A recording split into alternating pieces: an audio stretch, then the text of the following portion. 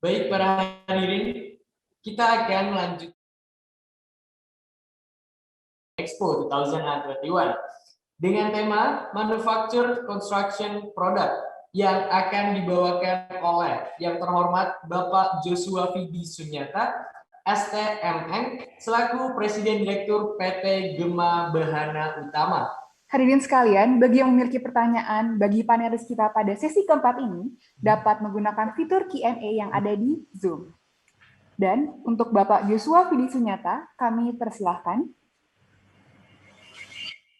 Oke, terima kasih atas waktunya. Yang terhormat Bapak-Bapak pemberi materi sebelumnya. Saya tadi ngikut dari pagi, cukup sangat-sangat berharga sekali untuk dunia konstruksi kita.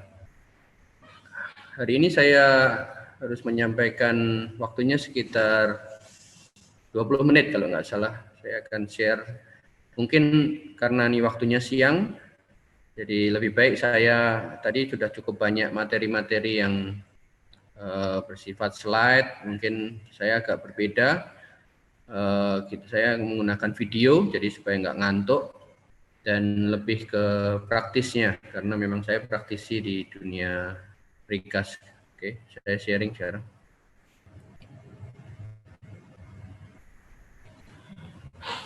Oke, saya akan menjelaskan sedikit tentang lebih ke arah praktikal dan lebih ke sharing dalam bentuk video ya. Maaf, anunya bukan yang ini Pak, sorry Pak, slide-nya bukan yang ini nih kayaknya. Slide-nya yang terakhir Pak. Ya, yang terakhir. Ya. Oke. Oke, ya.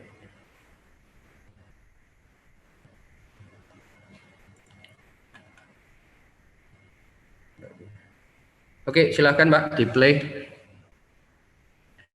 Oke, Singapura penduduknya untuk sekarang ini sekitar 5 juta, jadi nggak lebih dari penduduk Jakarta. Dengan luasan juga hampir sama dengan Jakarta, tetapi kenapa mereka boleh dibilang lebih maju, yaitu dalam segi konstruksi, yaitu karena sangat kepepet ya. Kalau orang kepepet biasa mereka akan bekerja keras. Jadi kalau untuk pasir, kerikil, semua juga dari negara tetangga, dari Indonesia maupun dari Malaysia, juga termasuk tenaga kerja juga dari asing. Oleh karena itu mereka dituntut untuk menjadi kreatif, yaitu yang disebut creative engineering. Oke, next slide. Ya, mengapa maju? Karena memang kualitas dan skillnya sangat dibutuhkan sekali. Mereka sangat memperhatikan concern terhadap produktivitas. Juga tenaga kerja dibatasin. Di sana tidak bisa sewaktu-waktu untuk nambah pekerja. Jadi harus selalu di state dulu di awal project dan sampai akhir project tenaga kerja itu stabil. Pemerintahnya sangat mendukung sekali, betul seperti yang dikatakan pembicara sebelumnya. Mereka sangat mengemphasis dan semaksa untuk penggunaan precast. Overhead tinggi, gajinya juga puluhan juta untuk fresh graduate. Waste, banyak waste juga, mereka sangat concern terhadap waste karena memang membuang sampah juga cost. Harga yang tidak stabil, jadi dengan kecepatan itu membuat kita bisa mengontrol harga. Juga waktu yang ketat. Oke, next. Ini adalah suatu contoh bagaimana precast di Singapura dikerjakan. Next, Pak.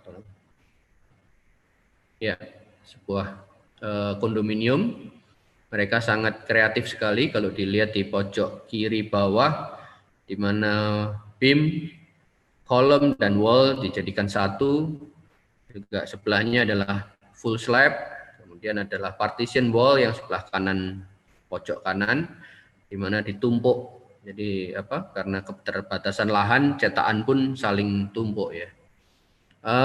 Dari pengalaman tersebut, mungkin di Indonesia kita sekarang lagi masa transisi untuk menuju ke manufacture construction. Saya dari PT Gema Bahana Utama yang merupakan induk dari yang diindukin naungin di Indopora Group, mencoba untuk menggunakan manufacture construction ini. untuk membuat pertumbuhan di dalam dunia konstruksi kita. Oke, next saya kasih video dan saya akan memberikan narasi singkat. Oke, yang video.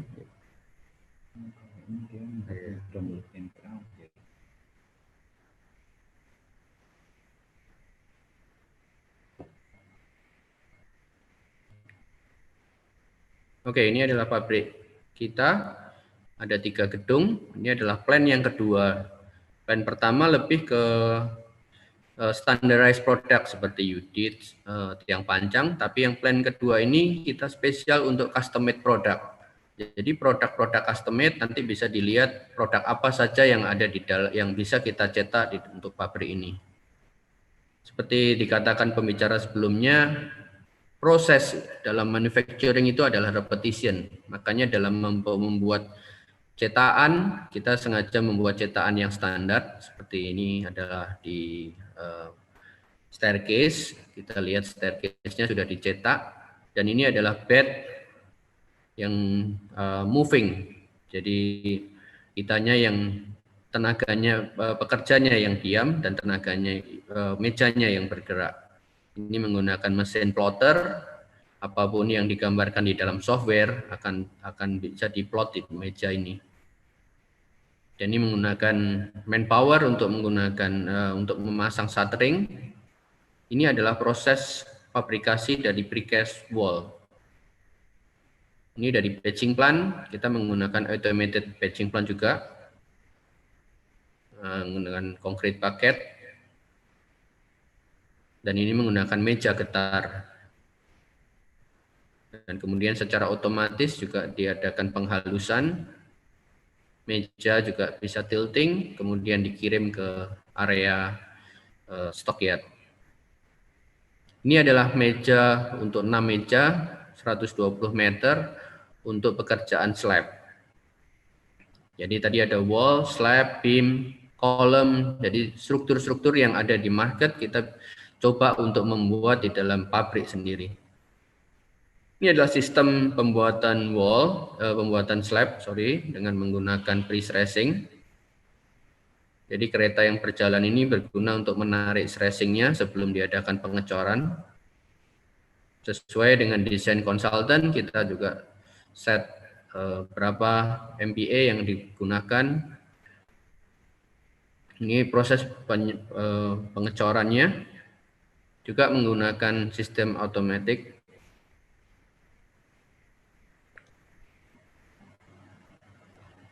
Dicor dan di-vibrate dengan mesin sehingga dapat menghasilkan kepadatan yang merata.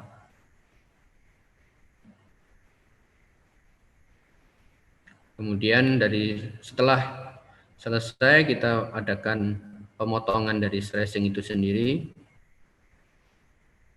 Jadi kalau dilihat memang kita heavily invest di mesin-mesin Jerman yang menggunakan standar produk itu sendiri. Ini adalah pemutusan stressingnya. Setelah itu dimasuk ke dalam yard. Proses ini berlaku 1 hari ya. Jadi kalau sore ini ada pengecoran, kemudian besoknya bisa masuk ke stockyard dan siap kirim dalam waktu 3 atau 4 hari. Ini adalah proses pengiriman itu sendiri. Dan dari berbagai macam produk yang ada, kita kirim ke lapangan. Contoh seperti proyek ini adalah proyek perumahan yang ada di Parung Panjang. Jadi kita adakan mock-up untuk dipasang. Cukup untuk 3 hari dalam aplikasinya untuk membangun kerangka dari rumah itu sendiri. Kita menggunakan bearing wall. Kebetulan ada 2 rumah. Kita selesaikan 3 hari untuk strukturnya atau untuk precastnya, kemudian untuk finishing dalam-dalamnya sekitar 15 hari. Ini ada realisasi, tadi adalah mock-up. Kita menyelesaikan sekitar 120 rumah yang kita selesaikan dalam waktu 3 bulan. Jadi ini adalah produk yang dinamakan manufacture produk konstruksi yang dikerjakan di pabrik. Ini adalah produknya, rumahnya sudah ada, seragam dan mempunyai kualitas yang cukup bagus karena dikerjakan oleh mesin-mesin di pabrik tadi. Dalam waktu 17 hari kita harus menyelesaikan sekitar 28 rumah waktu itu diresmikan oleh Ketua BPK. Ini Pak Bambang Direktur Perumnas ya waktu itu. Dan mereka cukup puas karena kualitasnya tidak seperti rumah yang mereka bangun secara kebut-kebutan. Dindingnya cukup rapi, catnya cukup bagus. Itu adalah rumah yang satu lantai. Kemudian kita coba lihat rumah yang 2 lantai. Tentu ada perbedaan. Saya harus garis bawain bahwa apapun yang kita lakukan ini adalah karena ini struktur, kita harus selalu melihat atau mengacu pada SNI yang sudah digariskan. Jadi kita tidak mau dengan proses manufacture ini kita membuat struktur atau dikalahkan atau dikorbankan, tidak. Tapi kita harus tetap mengutamakan kekuatan itu sendiri. Oke, tadi yang rumah 2 lantai ada satu kasus. Bagaimana kalau high rise?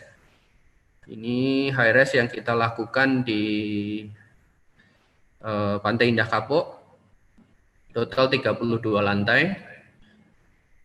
Untuk kolom kita menggunakan konvensional. Tetapi kalau dilihat di sini, balok menggunakan precast beam, precast dari pabrik yang tadi, dan kemudian ada slab juga, ada precast slab juga.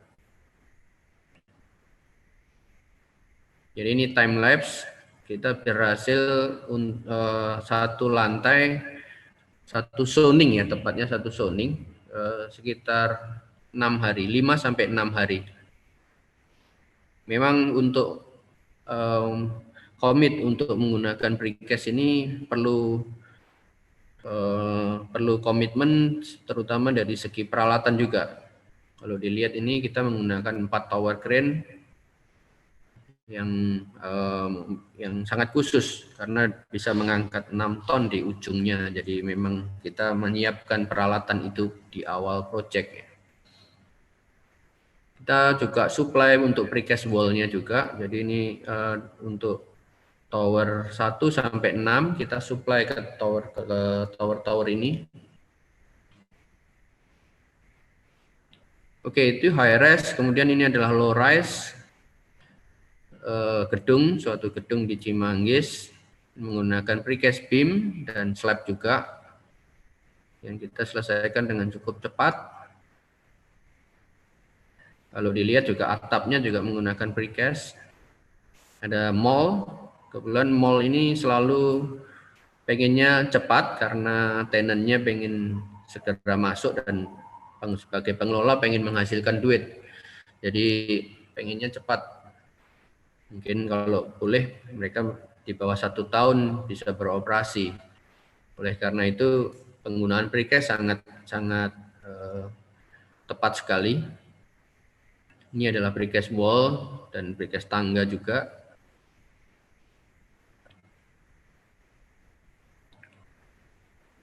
Ini saat topping off. Kemudian ada satu apartemen juga di daerah Tangerang. Konsepnya lebih menantang karena menggunakan sistem bearing wall semua. Jadi menghindarin kolom dan balok dan juga sudah kami selesaikan.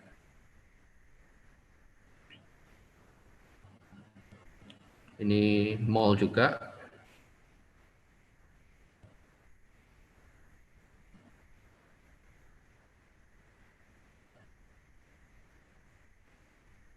Ya, dan sudah beroperasi juga. Ini mall juga di Bogor.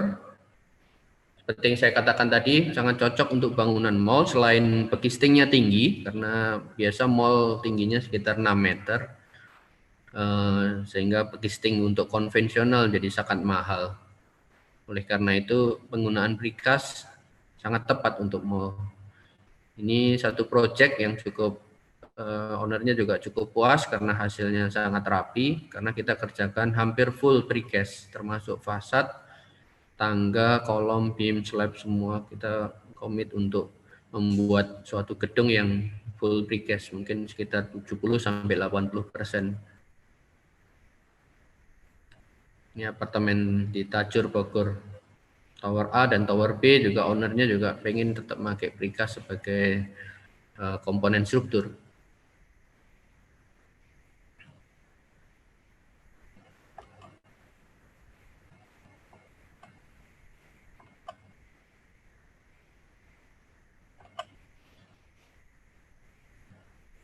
Ini masih tahap finishing, handover ke klien.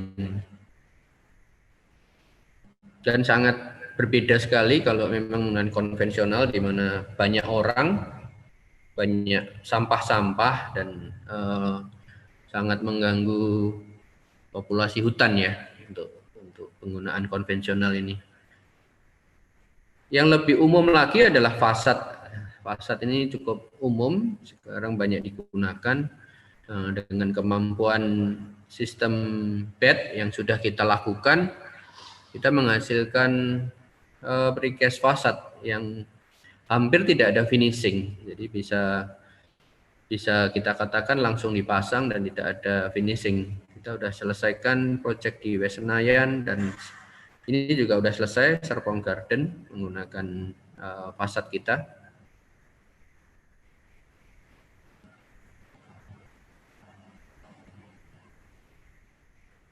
Total 2 tower. Memang fasadnya adalah kunci ya, kalau kontraktor pengen cepat, dia harus cepat menutup fasadnya sehingga dia bisa kerja di dalam. Paling kalau ini menggunakan bata atau menggunakan material yang lain, mungkin gedungnya tidak bisa jadi secepat ini.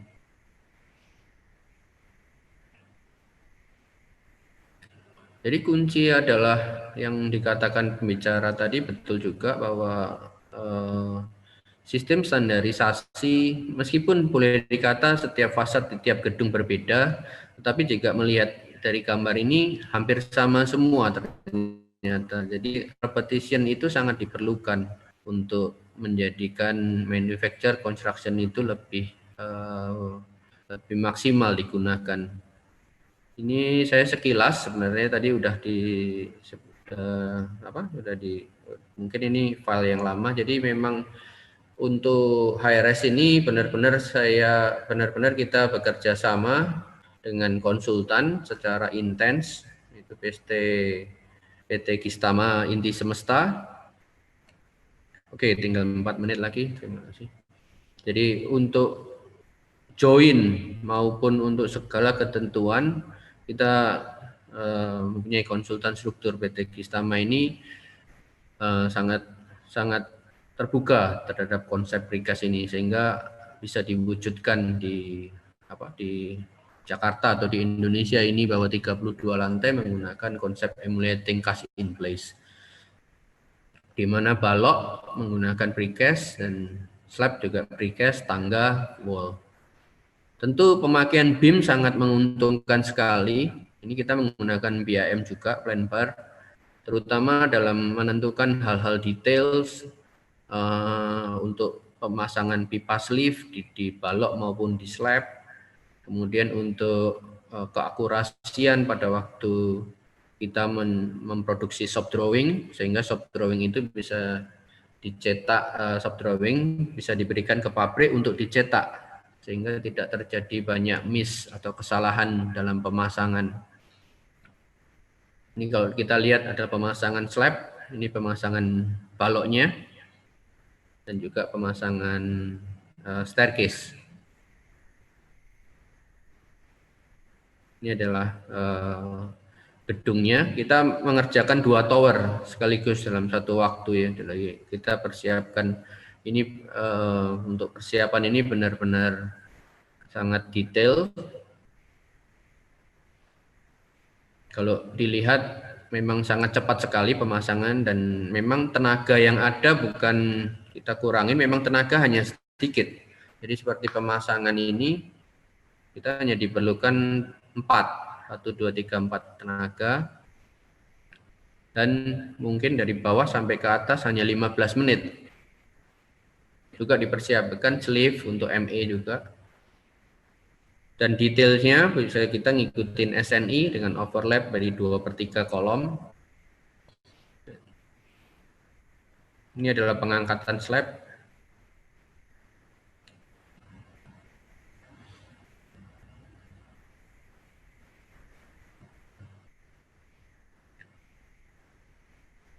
Ya memang kalau dilihat apakah tadi seperti pertanyaan tadi bagaimana tenaga ini bisa berkurang dan apakah akan menyebabkan pengangguran? Saya sangat setuju sekali. Sebenarnya tenaganya memang di lapangan berkurang, tetapi kita pindah di pabrik dan tenaga lebih ke arah skillful, lebih more skillful worker ya. Jadi nggak asal tenaga yang belum punya skill ya, karena ini melalui proses ketelitian yang sangat tinggi, keakurasian terutama pemasangannya. Ini tampak sekarang, jadi kita sudah selesai. Untuk perbandingan aja, mungkin ada 4 tower yang dikerjakan konvensional, yang kita di sebelah kanan ada 2 tower. Tetapi meskipun kita lambat 2 bulan, tetapi kita bisa menyamain.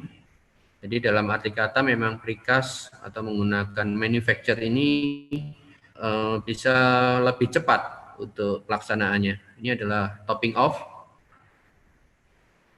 yang kita udah juga sempat tulis bahwa ini bangunan tertinggi dengan menggunakan emulating dan juga zero fatality. Jadi ini disebut maju 2 bulan dari schedule. Dan yang terakhir adalah memang zero fatality. Jadi demikian saya ilustrasikan atau saya presentasikan dari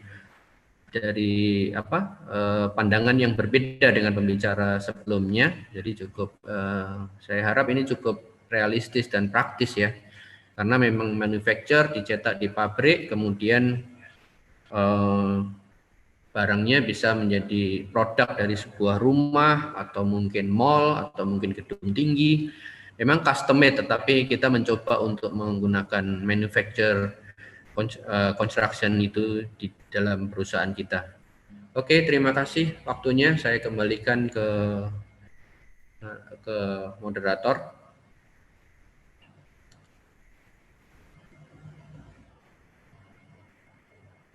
Terima kasih kepada Bapak Joshua Fidi Sunyata STMN atas paparan materi yang telah diberikan. Selanjutnya akan ada paparan materi dari Bapak Triyono Adiputra STMSI selaku tim leader MK PT Virama Karya. Dan kami ingatkan sekali lagi, para hadirin bisa menyampaikan pertanyaan melalui fitur Q&A pada platform Zoom Anda. Dan kepada Bapak Triyono Adiputra, kami persilahkan.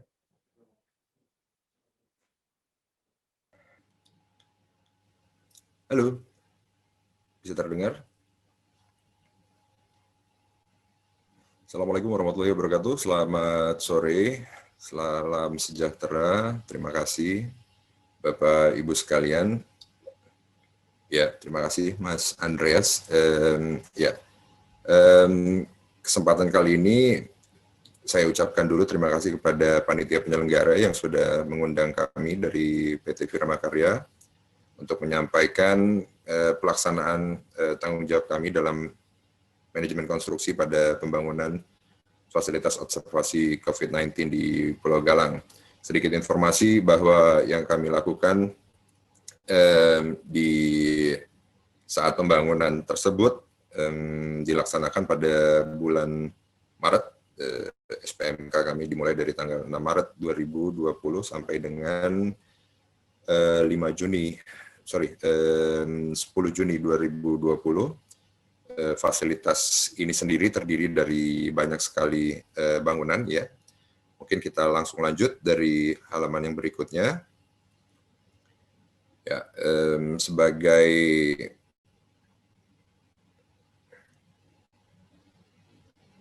sebagai daftar isi dapat kami sampaikan bahwa di sini saya akan sampaikan mengenai lokasi, dasar penugasan, mekanisme kontrak, metode pelaksanaan, manajemen logistik,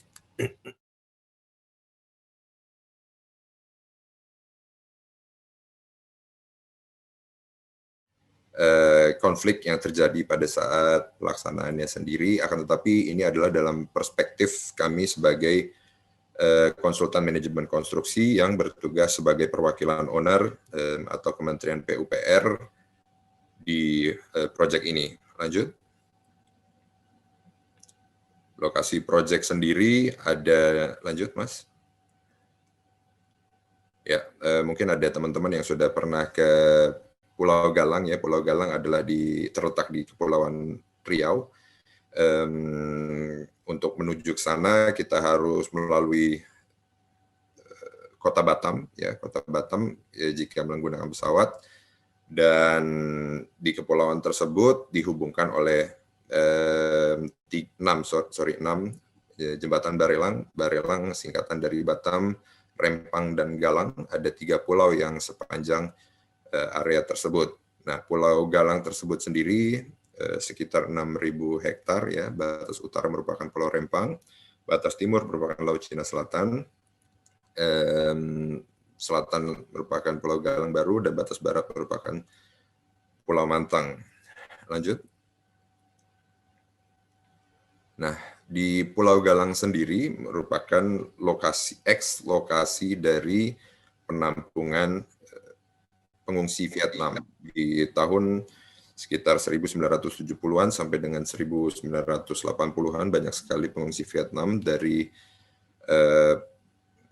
Vietnam ya, yang menjadi perhatian pihak PBB. Pada saat itu para pengungsi scattered di beberapa kepulauan Riau, sehingga difasilitasi oleh PBB dengan dibuatkan penampungan di Pulau Galang yang beroperasi dari tahun 1979 sampai dengan 1996.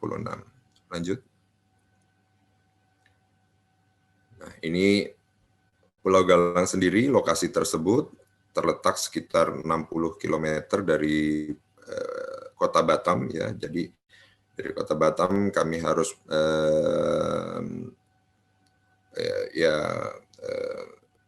driving dengan jarak 60 km sekitar 1 jam ya.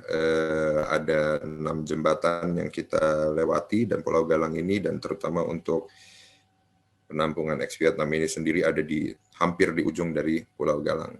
Lanjut. Nah, ini adalah kondisi existingnya ya. Di sebelah kiri atas teman-teman bisa lihat bahwa dahulunya fasilitas ini sendiri ada termasuk perumahan, kemudian ada gereja, ada masjid, ada rumah sakit, ada semua fasilitas untuk penampungan ya, yang luasnya sekitar hampir sekitar 20-25 hektar di sana. Lanjut. Ini adalah bird view-nya. Ini jalan menuju lokasi ke sana. Di awal-awal proyek kami harus melakukan land clearing untuk area tersebut 20 hektar dan membuka hutan ya, karena walaupun sudah ada kamp penampungan, akan tetapi dari 25 hektar 20 sampai dengan 25 hektar yang kami laksanakan masih terdapat banyak sekali hutan dan juga saluran-saluran atau sungai-sungai kecil yang harus dilakukan pengurugan. Lanjut. Nah, ini dasar penugasan kami. Lanjut, slide berikutnya. Instruksi Presiden nomor 4 tahun 2020 tentang refocusing kegiatan, relokasi anggaran, serta pengadaan barang dan jasa dalam rangka percepatan penanganan coronavirus disease atau COVID-19. Nah, pada saat itu pemerintah menyatakan kondisi darurat non bencana, sehingga untuk penanganannya menggunakan proyek ini menggunakan dana dari Kementerian PUPR yang didasari oleh instruksi Presiden ini. Silakan lanjut. Nah, dari instruksi Presiden tersebut ditugaskanlah sebenarnya kepada Panglima TNI. Akan tetapi karena Panglima TNI atau secara kelembagaan TNI tidak memiliki kemampuan teknis untuk membangun, maka Panglima bersurat kepada Menteri PUPR untuk pembangunan fasilitas ini kepada Kementerian PUPR dengan menyertakan beberapa fasilitas, yaitu ruang rawat inap 950 pasien atau 950 bed, RITN atau ruang isolasi tekanan negatif, ya tentu dengan HEPA filter, oksigen sentral dan kamar mandi untuk 30 ruang non-intensive care unit dan 20 ruangan ICU, serta dilengkapi dengan ruang unit gawat darurat, ruang radiologi, ruang laboratorium, farmasi, dapur, mes untuk 20 orang dokter dan 80 orang perawat, mes untuk 100 orang pendukung lainnya, instalasi dekontaminasi, ruang penyimpanan jenazah, dan ruang pemulasaran jenazah. Lanjut. Nah, mekanisme kontrak yang ada, lanjut Mas. Berdasarkan surat menyurat tersebut, maka kami memberikan masukan kepada Kementerian PUPR dan juga berkoordinasi bersama beberapa dasar peraturan yang bisa dijadikan acuan, yaitu Peraturan Presiden Nomor 16 Tahun 2018 tentang pengadaan barang dan jasa, Peraturan Presiden Nomor 17 Tahun 2018, Perlem LKPP Nomor 13 Tahun 2018, Peraturan Menteri Kesehatan Nomor 24 Tahun 2016 mengenai rumah sakit, Peraturan Menteri PUPR Nomor 22 Tahun 2018 tentang bangunan gedung negara, dan lanjut Peraturan Menteri PUPR Nomor 1 Tahun 2020 tentang rancang bangun terintegrasi atau design and build. Lanjut. Nah, ini adalah mekanisme kontrak. Mungkin teman-teman yang sudah belajar tentang hukum kontrak di Indonesia atau peraturan-peraturan yang berlaku di Indonesia, ya, bahwa kalau dalam pelaksanaan konstruksi ada perencanaan, ada masa perencanaan dan masa konstruksi. Untuk masa perencanaannya mungkin kita bisa elaborasikan sesuai dengan peraturan Menteri PUPR, yaitu ada konsep desain, pradesain, pengembangan desain, dan DED. Setelah itu tanggung jawab perencana ada di lelang konstruksi dan juga pengawasan berkala. Nah, untuk proyek ini karena rancang bangun terintegrasi, maka seluruh proses perencanaan ada di dalam masa konstruksinya, di mana yang harus disiapkan di awal adalah konsep desainnya saja, ya, karena bisa kita lihat di sini apa kebutuhannya, maka dari perencana melakukan survei study, pengambilan data-data primer, lalu dilakukan studi, dilakukan analisa, penjabaran serta briefing, kemudian langsung dilanjutkan dengan procurement, rancangan desain dan pelelangan. Tapi karena di sini khusus untuk kondisi darurat tidak ada pelelangan, lebih kepada penunjukan kepada BUMN. Lalu dari rancangan desain dikembangkan melalui survei rancangan desain, basic design criteria, dan juga dari situ akan didapatkan kira-kira nilai project yang dibutuhkan untuk pelaksanaannya. Kita akan lanjutkan dengan pengembangan desain, pradesain dan pengembangan desain. Mohon maaf, bisa kembali lagi. Ya, lalu dari apabila dengan pelaksanaan design and build penugasan ini tidak ada penawaran dan pelelangan, lalu dilanjutkan dengan masa konstruksi, survei pelaksanaan, dan dilanjutkan dengan DED atau tahapan DED yang lanjut langsung ke konstruksi. Pada saat proyek sudah selesai, maka tetap diadakan pemeliharaan, ada masa pemeliharaan selama 6 bulan dan langsung dioperasionalkan. Silakan lanjut.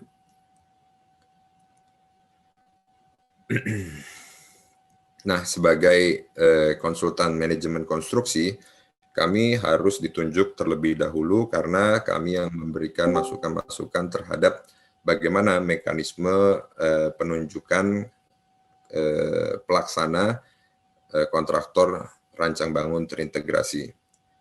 Bisa di next karena di sini terdiri dari beberapa komponen ya.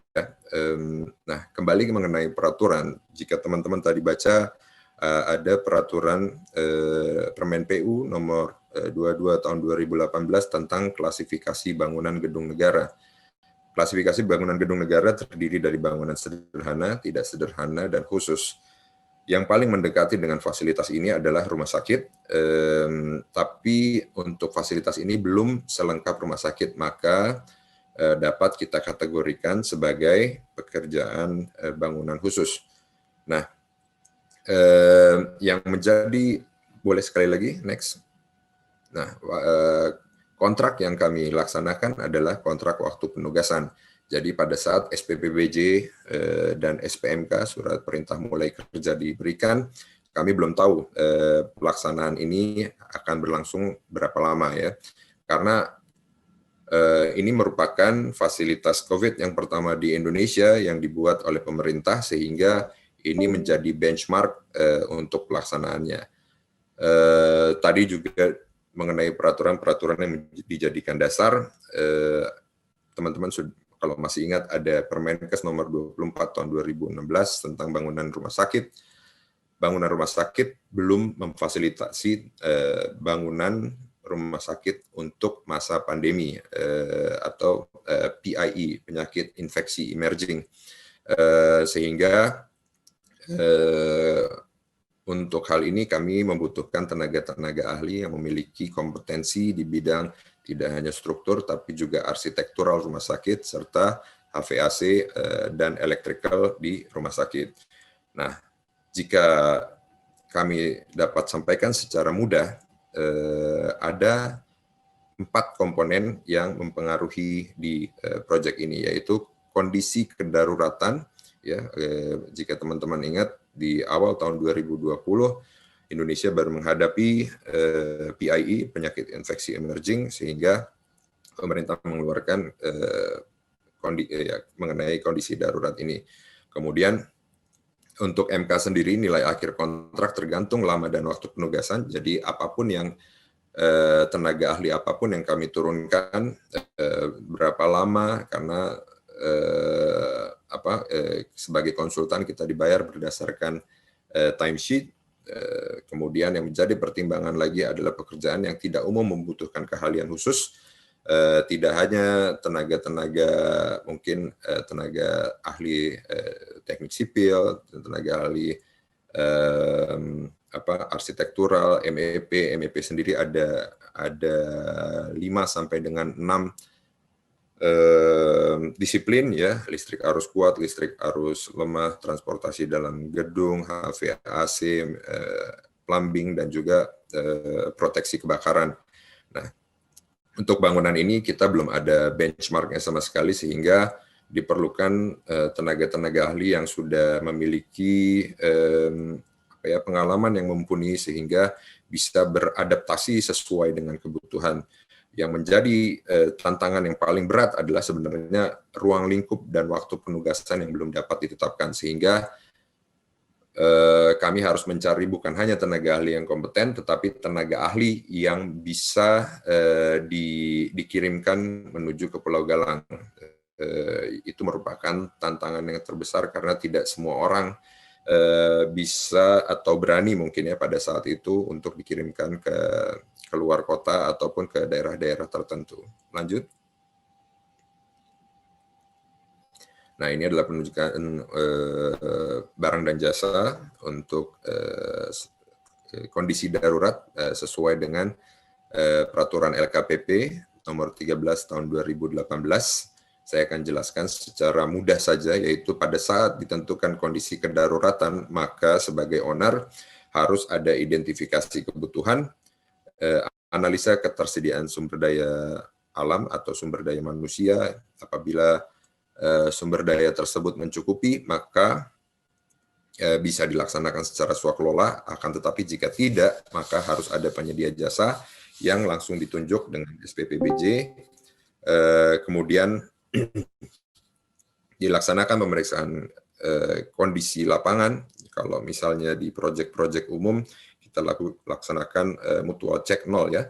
Akan tetapi karena di sini proyek ini belum ada volume, belum ada gambar, sehingga kita hanya laksanakan pemeriksaan kondisi existing, kondisi 0, yang nanti dijadikan dasar pada saat di MC 100. Lalu jika perlu kita diberikan serah terima lokasi pekerjaan, baru diberikan SPMK. Hasil serah dari situ pelaksanaan pekerjaan dilaksanakan, perhitungan hasil pekerjaan, serah terima hasil pekerjaan, baru berkontrak. Ini yang menjadi keunikan dari peraturan LKPP 13 tahun 2018 yang mana hasil pekerjaan atau kontrak baru dilaksanakan di akhir pekerjaan yang sudah diverifikasi oleh konsultan manajemen konstruksi. Nah, dilakukan lagi perhitungan hasil pekerjaan atau bisa dilaksanakan audit dan baru diselesaikan. Nah, apabila swaklola langsung dilaksanakan dan bisa diselesaikan dalam jangka waktu yang tertentu. Lanjut.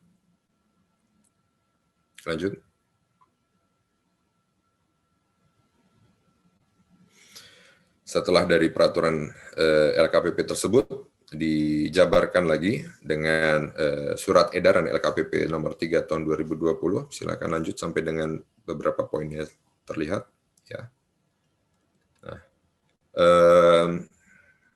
ini adalah dari SPPBJ, surat pesanan atau surat perintah mulai kerja dari pelaksanaan, pemeriksaan bersama, serah terima, kontrak, dan pembayaran. Nah, sebelum pembayaran dilaksanakan, pembayaran dapat dilaksanakan apabila sudah dilaksanakan audit ya, bisa kita pre-audit atau post-audit, bisa dilaksanakan sebelum atau sesudah pembayaran. Akan tetapi untuk proyek ini audit oleh BPKP ya dilaksanakan sebelum dilaksanakan pembayaran, sehingga memperkecil potensi untuk pengembalian uang negara. Kenapa seperti itu? Karena walaupun kondisi kedaruratan, produk akhir dari bangunan ini masih harus mengikuti peraturan PUPR ya tentang bangunan gedung negara. Lanjut. Ya, lanjut.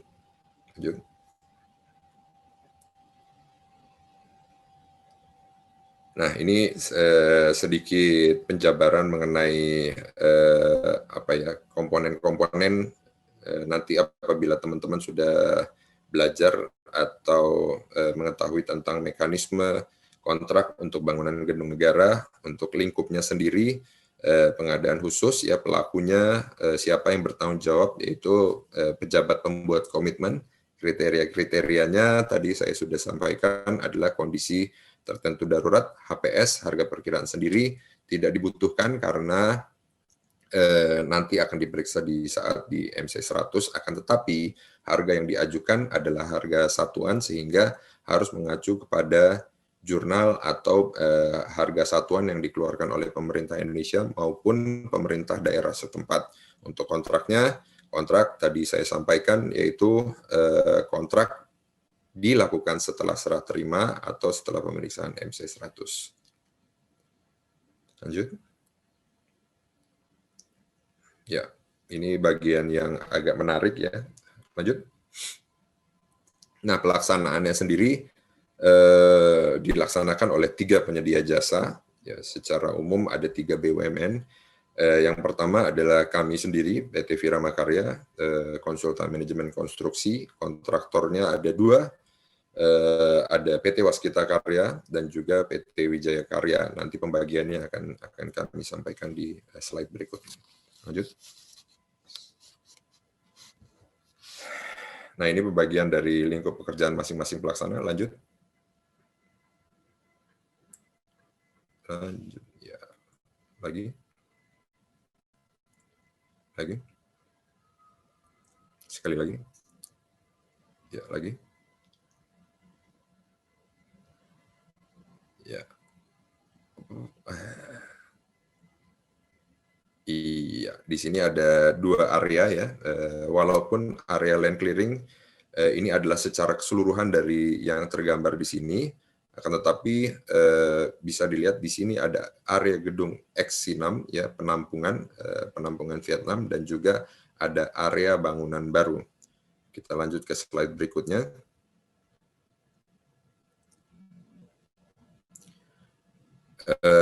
Tadi disampaikan surat dari Panglima TNI untuk kebutuhan 1000 bed. Nah, untuk kondisi tersebut kami lakukan analisa 1000 bed membutuhkan waktu paling tidak 6 sampai dengan 7 bulan sehingga tidak memungkinkan untuk dilaksanakan. Yang bisa difasilitasi adalah 240 ditambah 100 ditambah 30 bed ya. 20 bed sehingga totalnya mencapai 360 bed. Apa-apa saja yang ada di situ, ada bangunan screening di depan, bangunan isolasi ya 20 bed, kemudian observasi, ini ada 2 masa bangunan masing-masing 50 bed, ada observasi 240 bed, lalu ada instalasi-instalasi tertentu sampai dengan insinerator. Kenapa insinerator dibutuhkan? Karena ini merupakan penyakit infeksi emerging yang belum diketahui penanganan yang berikutnya seperti apa, sehingga dibutuhkan insinerator, dan juga ada helipad yang kami persiapkan sehingga pasien bisa mobilisasi dengan cepat. Lanjut.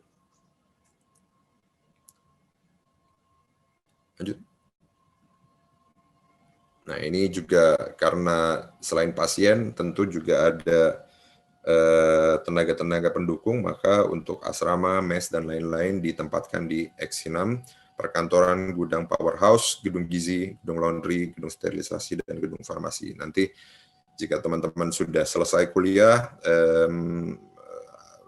akan mendalami tentang bangunan rumah sakit, kenapa instalasi-instalasi ini harus ada, dan bagaimana flow dari antara pasien dengan dokter tidak boleh bercampur dan lain-lain. Silahkan dipelajari sendiri ya. Lanjut. Ya, lanjut. Nah, ini adalah metode pelaksanaan ya dari PT Wijaya Karya. PT Wijaya Karya mengeluarkan produk tersendiri. Ini seperti kontainer ya, kontainer-kontainer yang siap di assemble dan juga bisa di dismantle.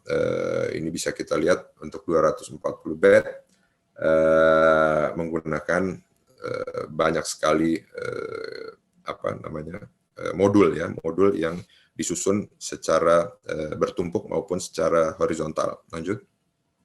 Nah, Pak, modul-modul ini sendiri sudah dilengkapi dengan komponen-komponen utama, akan tetapi karena modul-modul ini dikhususkan hanya untuk rumah sakit umum, jadi kami tidak bisa kondisikan sebagai ruangan tekanan negatif, akan tetapi dilengkapi dengan exhaust yang bisa menarik udara keluar sehingga pasien atau udara kotor yang ada di pasien bisa tertarik keluar. Lanjut. Nah, ini juga ada pekerjaan penarikan air bersih ya, sehingga ada sekitar jaraknya 15 km yang dilaksanakan oleh PT Wijaya Karya. Lanjut. Nah, yang dilakukan oleh Waskita Karya menggunakan sandwich panel ya, mungkin teman-teman juga sudah tahu sandwich panel yang diberikan cutting list apa-apa saja. Lanjut. Kami gunakan beberapa metode pengiriman, ada yang menggunakan Hercules dan juga ada yang menggunakan LCT, sehingga seluruh sandwich panel bisa terkirim dengan baik. Lanjut.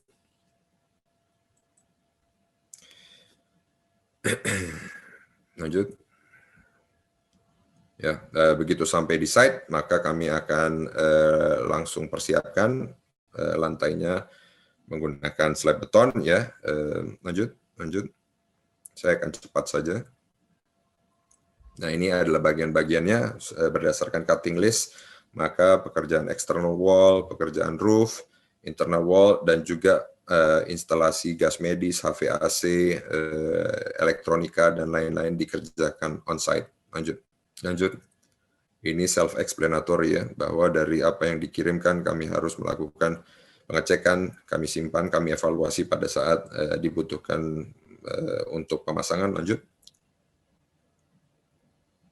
Manajemen waktu. Perlu kami sampaikan, waktu untuk pelaksanaan total yaitu sekitar 94 hari, akan tetapi untuk rumah sakitnya sendiri dibutuhkan hanya diberikan waktu 30 hari kalender, sehingga waktu pekerjaan itu bukan hanya 1 shift tapi 3 shift. Dalam satu waktu yang bersamaan ada 1.500 pekerja, jadi bisa dibayangkan di area tersebut ada 1.500 dalam satu shiftnya.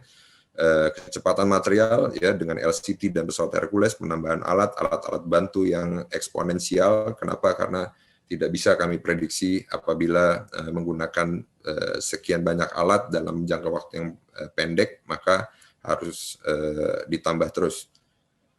Lanjut.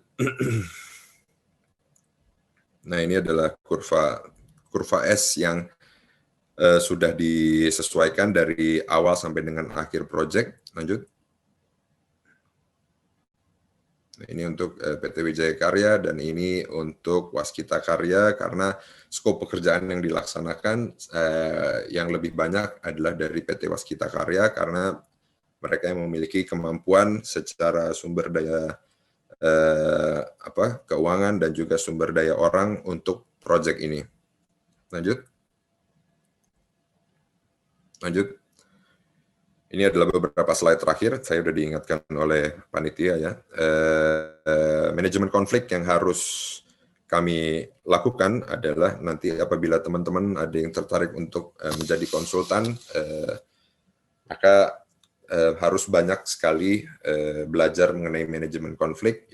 Yang pertama kami hadapi ada tentunya belum adanya acuan atau dasar atau kontrak yang jelas di awal pekerjaan. Jadi yang kami lakukan hanya merecord apa yang kami kerjakan, apa yang kami berikan masukan kepada kontraktor maupun kepada BPPW, Balai di Kepri, Kemenkes, BP Batam. Untuk menjadi konsultan yang baik dalam konsultan manajemen konstruksi adalah kamu tahu dengan siapa saja kamu berhadapan dan bagaimana berperan sebagai katalis dan memfasilitasi diskusi dan memperbaiki jika ada terjadi kesalahan. Yang berikutnya adalah kondisi lahan yang menantang, ya, 60 km dari kota Batam, kondisinya juga tidak ideal. Kemudian seluruh koordinasi dilakukan di site, tidak ada site office, tidak ada apa-apa, jadi kita bekerjanya di bawah matahari saja ya. Kemudian ketersediaan batching plan yang terbatas, untuk volume yang cukup besar kami harus mendatangkan langsung dari kota Batam. Lanjut. Nah, ini ada yang berikutnya, tentu ada 2 pelaksana yang bukan KSO, sehingga untuk administrasi keluaran output dari konsultan manajemen konstruksi adalah administrasi. Jadi kami bukan hanya menjadi komando di lapangan, tetapi juga menjadi komando dalam administrasi. Menggunakan material dan bahan yang berbeda, persyaratan bangunan kesehatan yang ketat, dibutuhkan tim tenaga ahli yang memiliki pengalaman rumah sakit dan juga bisa dimobilisasi.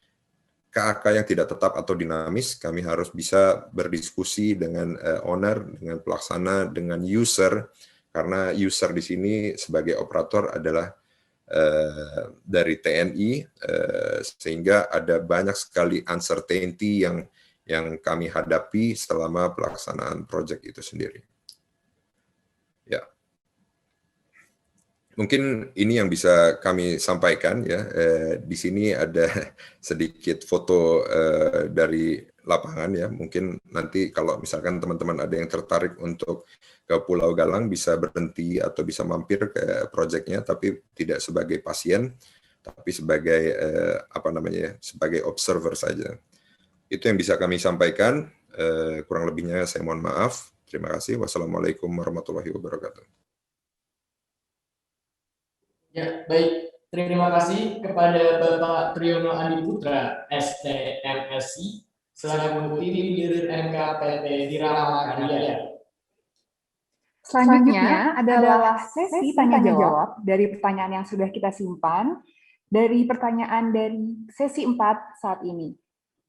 Pertanyaan pertama ditujukan untuk Bapak Triyono.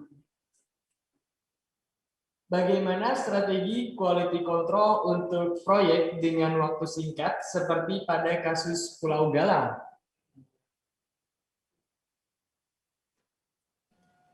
Bisa dijawab, Pak? Ya. Oke, langsung dijawab. Ya, Betul. Begini, proyek ini sifatnya amat sangat dinamis ya. Jadi yang kami lakukan adalah kami memeriksa dari masa perencanaan. Kebetulan ada rekan-rekan perencananya kami kenal ya, sehingga untuk komunikasi jauh lebih baik. Selain itu ada stakeholder lain yaitu Kementerian Kesehatan. Jadi standar-standar yang berlaku untuk sandwich panel atau ya material yang medikal. Ya, kami tahu apa-apa saja yang menjadi paling tidak rencana materialnya seperti apa. Kemudian kami menempatkan orang-orang tertentu untuk di pabriknya, di pabrik karena itu benar-benar dilaksanakan di saat itu juga ya. Jadi di pabrik sandwich panelnya dan juga pada saat itu kami memobilisasi banyak sekali tenaga ahli dan juga menyediakan checklist-checklist tertentu yang memastikan bahwa dari apa yang direncanakan dan apa yang terpasang sesuai. Karena proyek ini amat sangat singkat, jadi kami turunkan banyak sekali tenaga pengawas, tenaga ahli yang ditempatkan di beberapa lokasi tergantung dari di mana material itu berasal dan juga di project site. Kira-kira seperti itu. Terima kasih Bapak Triyono. Selanjutnya, pertanyaan kedua ditujukan untuk Bapak Joshua Vidi Sunyanta. Pertanyaannya adalah sebagai berikut. Untuk pembangunan dengan precast panel, bagaimana cara mencegah keretakan pada sambungan panel, baik struktural atau plesteran? Dapat langsung dijawab oleh Bapak Joshua. Maaf, mohon diulang lagi untuk pertanyaannya tadi.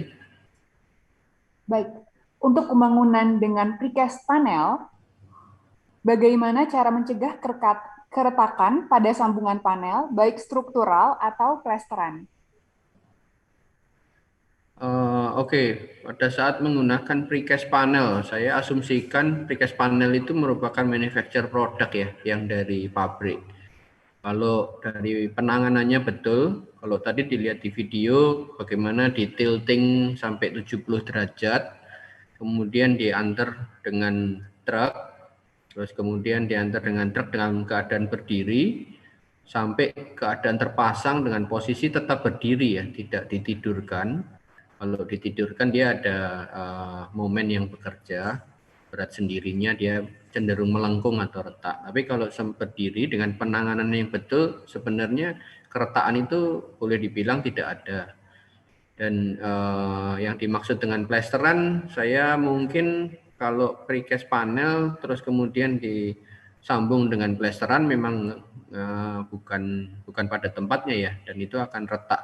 Jadi lebih baik menggunakan bahan yang fleksibel seperti sealant, ataupun kita menyembunyikan bagian yang di plester itu atau bagian yang yang ada plester dengan ditutup dengan bata, jadi dengan double wall. Jadi menurut saya jangan di plester lagi gitu. Kalau precast sudah precast bisa langsung cat, minim skim coat itu minim. Ya, mungkin bisa menjawab pertanyaannya. Baik, terima kasih Bapak Joshua Vidi Sunyonto atas jawabannya. Selanjutnya adalah pertanyaan terakhir yang ditujukan oleh kedua panelis kita pada hari ini. Pertanyaannya adalah, bagaimana produk precast bisa dimanfaatkan oleh kontraktor kecil dengan skala usahanya? Baik, mungkin bisa dijawab dari Bapak Triyono terlebih dahulu.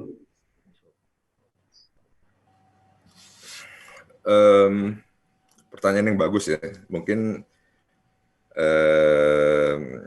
ini lebih kepada pendapat pribadi saya saja ya, karena untuk implementasinya, menurut saya di beberapa expo yang saya hadiri untuk material precast, terutama untuk sandwich panel ya, sudah sangat kompetitif ya. Akan tetapi volumenya memang masih kadang kita harus memastikan kemampuan dari masing-masing penyedianya atau suppliernya.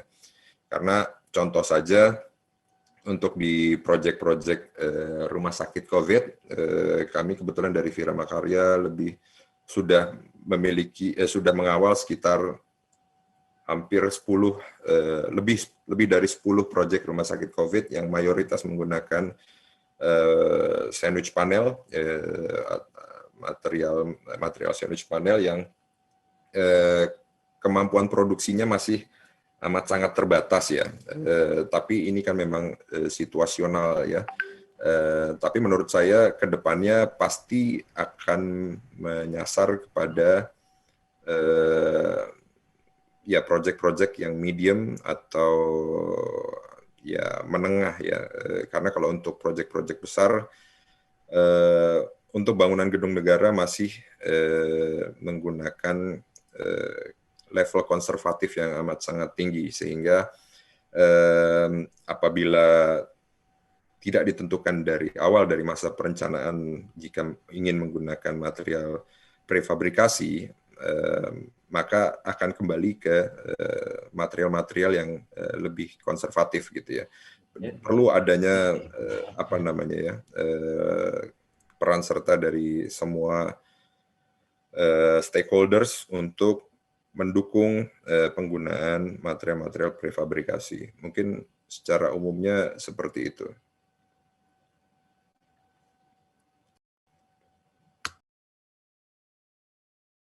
Mungkin selanjutnya Bapak Joshua bisa menjawab pertanyaannya.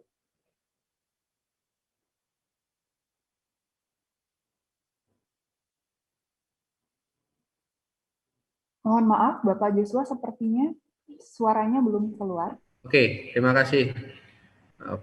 Menurut saya, baik kontraktor besar maupun kontraktor kecil tetap mempunyai kesempatan untuk menggunakan precast.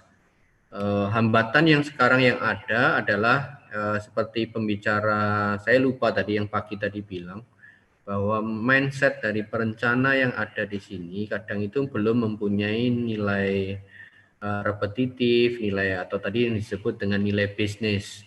Jadi dia perencana menggunakan asumsi bahwa itu dikerjakan secara konvensional, kemudian dari kontraktor yang menerima pekerjaan mencoba untuk mengkonversi ke precast, sehingga itu yang kemudian kita menemuin bahwa biayanya akan mahal, biayanya ternyata transportasinya besar.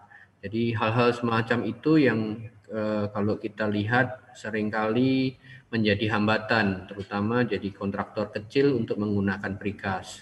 Kalau dilihat dari contoh kita itu sendiri bahwa kita mengerjakan rumah itu juga bukan rumah yang mewah, yang contoh pertama tadi itu ada rumah yang boleh dikata kita FLPP juga ada, tetapi karena konsep awalnya sudah menggunakan precast, maka biaya itu bisa ditekan. Jadi intinya adalah biarkan precast itu mempunyai suatu desain yang bisa ekonomis dan repetitif, sehingga semua lapisan kontraktor atau semua lapisan masyarakat itu bisa menggunakan secara efisien.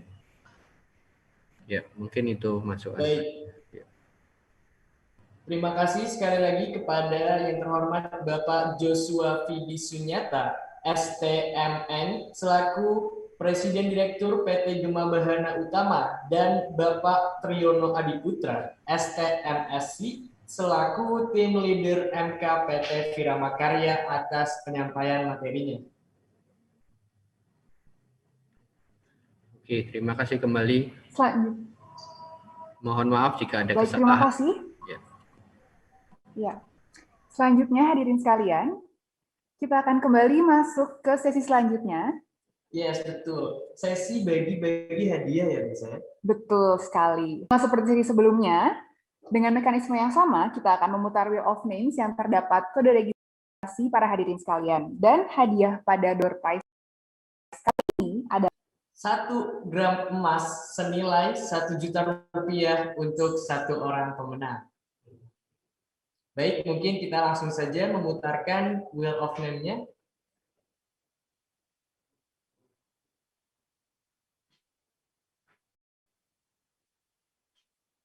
Dan